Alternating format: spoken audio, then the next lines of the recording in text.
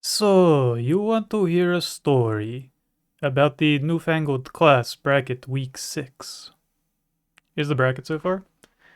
Um, the Vol Whip absolutely smacked the Gunlance, so it's moving on.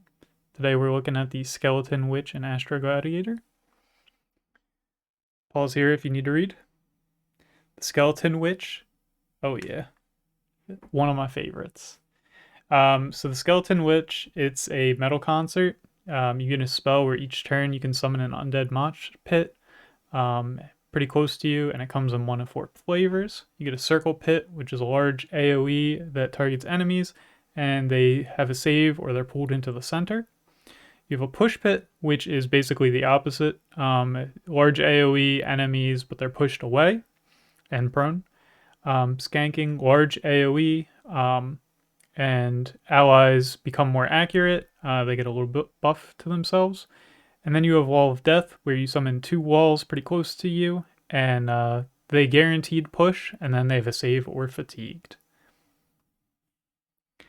So the main upgrades for this, let's open up this pit. Each area becomes larger. So instead of Blast 2, which is a 9x9, you have a Blast 3, which is a 16x16.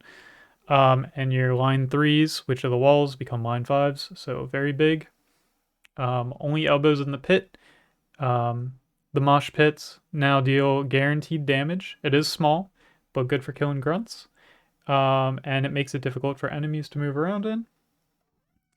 Crowd surfing, when you're inside the mosh pit, you get free close movement, and you're also not affected by Wall of Death, if you don't want to be.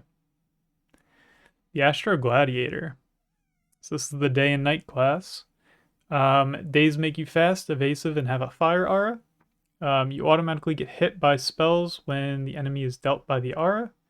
And then night makes sure you have good saves, evasive versus spells, and has a blind aura. And characters in the blind aura automatically hit with melee.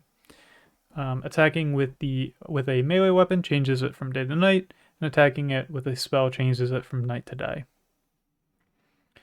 So you get a glaive that deals fire damage in day form and reduces armor, and at night it's a spell attack at range, and it deals cold damage.